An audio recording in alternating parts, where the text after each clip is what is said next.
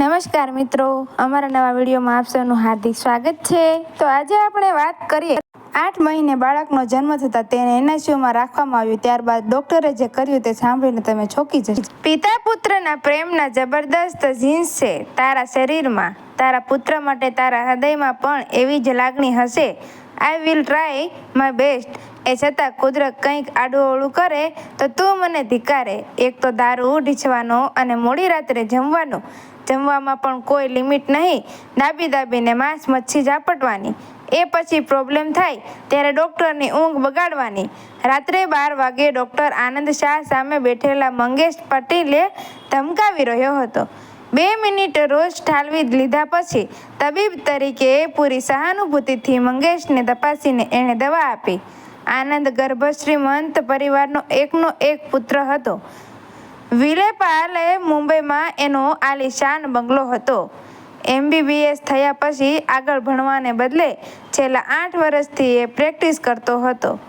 બંગલાના આગળના ઓરડાને એણે consulting room બનાવી દીધો હતો। સવાર સાંજ 3 કલાક દર્દીઓની ભીડ રહેતી હતી। કાયમી દર્દીઓમાંથી કોઈકને આ સમય સિવાય પણ ક્યારેક તકલીફ ઊભી થાય તો એ વિના સંકોચે દોડી આવે। 32 વર્ષના આનંદનો સ્વભાવ એવો હતો કે આ રીતે આવેલા દર્દીને શરૂઆતમાં ઝાટકી કાઢે, પણ પછી પૂરી નિષ્ઠાથી તેણે તપાસે। મંગેશ પાટીલને રવાના કર્યા પછી આનંદ પોતાના બેડરૂમમાં પાછો આવ્યો। નીલા આરામથી ઊંઘતી હતી। આનંદે હળવે રહીને ખસી ગયેલું બ્લેન્કેટ વ્યવસ્થિત રીતે એને ઓઢાડ્યું। એસીનું કુલિંગ સહેજ ઓછું કર્યું। લગીરે ચળવળીને નીલાએ પડખું ફેરવ્યું। આનંદ એની સામે તાકી રહ્યો હતો। ઊંઘમાં નીલાના હોઠ મલકાતા હતા। સરસ મજાનું સ્વપ્ન જોઈ રહી હશે। પત્નીના ભર્યા ગોરા ચહેરા સામે જોઈને આનંદે વિચાર્યું, લગ્નના 6 વર્ષ પછી નીલા પ્રથમવાર માતા બનવાની હતી। 7મો મહિનો પૂરો થઈને અત્યારે 8મો મહિનો શરૂ થયો હતો। નીલાની નામના નાની વાતની પણ આનંદ કાળજી રાખતો હતો। દર 15 દિવસે એ નીલાને લઈ અને ડૉક્ટર અભ્યંકર પાસે જતો હતો। અભ્યંકર અને આનંદ સાથે જ ભણ્યા હતા। આગળ અભ્યાસ કરીને અભ્યંકરે ગાયનેકોલોજિસ્ટ તરીકે કારકિર્દી બનાવી હતી। અભ્યંકરનું નર્સિંગ હોમ નજીકમાં સાન્તાક્રુઝમાં જ હતું। લાંબી પ્રતીક્ષા પછી આવનાર સંતાન માટે નીલા અત્યંત ઉત્સાહી હતી અને આનંદ સભાન હતો। આજે સવારથી અનઇઝીનેસ લાગે છે। સવારે નાસ્તો કરતી વખતે નીલાએ પેટ ઉપર હાથ ફેરવીને આનંદને જાણ કરી, સહેજ દુખતું હોય એવું લાગે છે। બંગલામાં આનંદ અને નીલા ઉપરાંત 50 વર્ષના સવિતાબેન 24 કલાક ઘરકામ અને નીલાની સંભાળ રાખવાની જવાબદારી સંભાળતા હતા। ડોન્ટ વરી, આનંદે એને સમજાવ્યું। આ પીરિયડમાં ક્યારેક આવું થતું હોય છે, ચિંતા કરવાની નહીં। અભ્યંકરને ફોન કરી દઉં છું, એ કહેશે તો જઈ આવશું। એ બંને વાત કરતા હતા એ જ વખતે આનંદનો મોબાઈલ રણક્યો।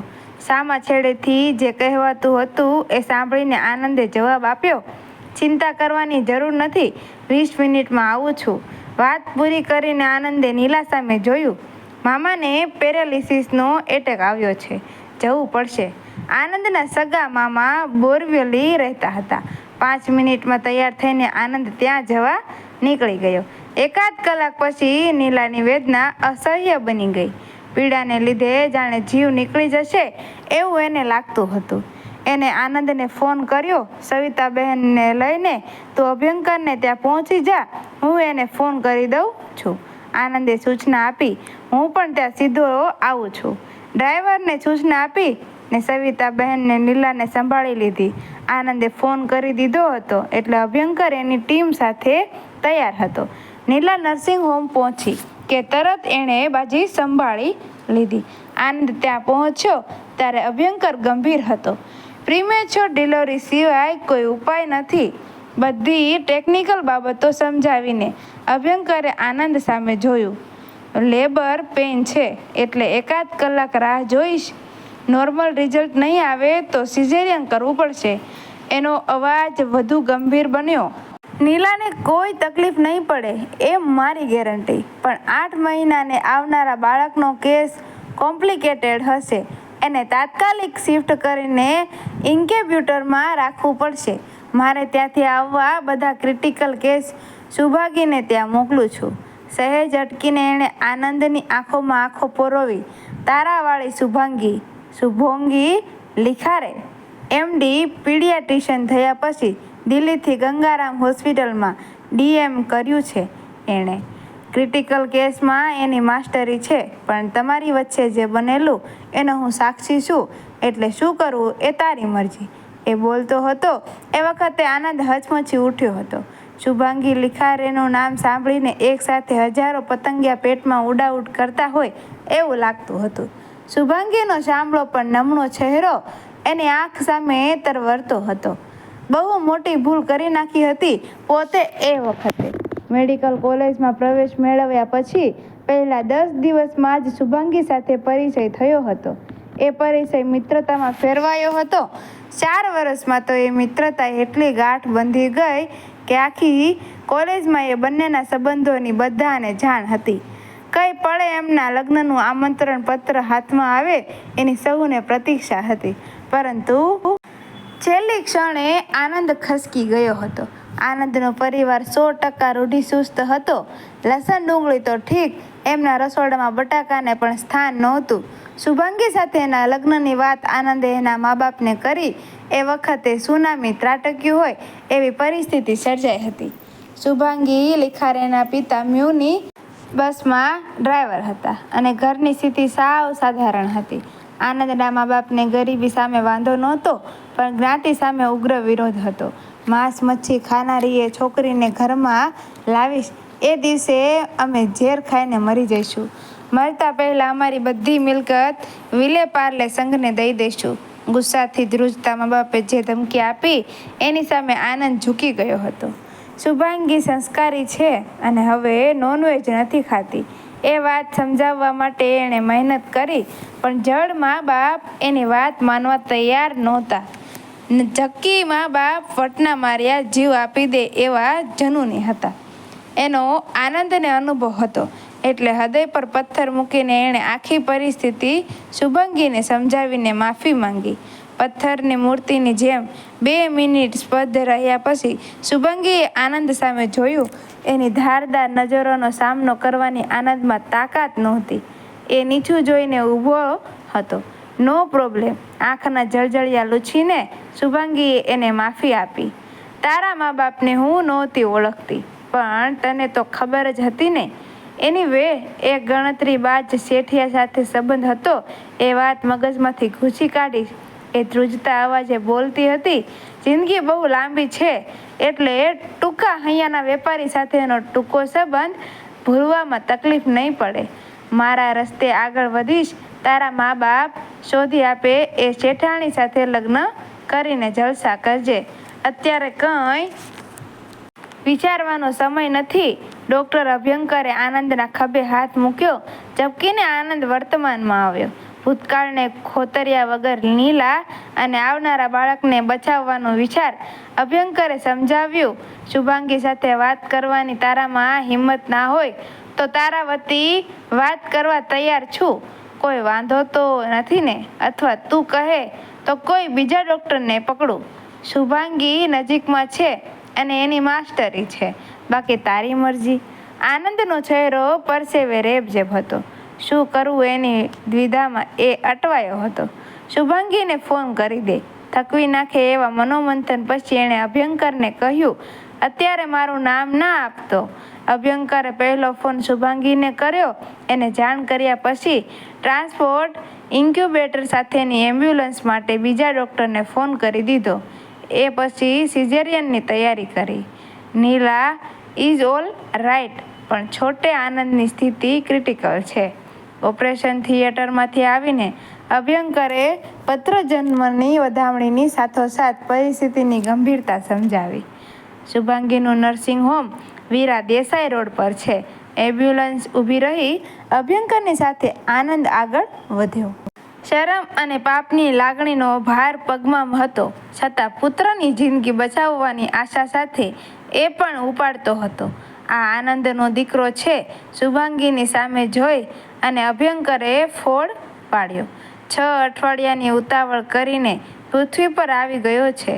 હવે મારે તારે એને જીવાડવાનો છે. કશું બોલ્યા વગર આનંદ લાચાર નજરે શુભાંગી સામે તાકી રહ્યો હતો. શુભાંગીએ એની સામે જોયું. ઇન્ક્યુબેટરમાં રહેલા 900 ગ્રામના નાનકડા બાળક સામે જોયું. એક ડગલું આગળ વધીને એ આનંદ અને અભ્યંકરની વચ્ચે ઊભી રહી. પ્લીઝ, તમે લોકો બીજા કોઈ ડૉક્ટર પાસે જાઓ. એનો તીણો અવાજ ધ્રુજતો હતો. હું ગમે એટલું મથીશ પણ આ વેપારીને મારા પર વિશ્વાસ નહીં બેસે. કંઈક આડું અવળું થશે તો ઉપાધિ થઈ જશે. પ્લીઝ. આનંદે 2 હાથ જોડ્યા. મને તારા પર પૂરો વિશ્વાસ છે, એટલે તો રહી આવ્યા છીએ. એ વિશ્વાસ જળવાય એના માટે જ બીજે જવાનું કહું છું. શુભાંગીના અવાજમાં મક્કમતાનો રણકાર હતો.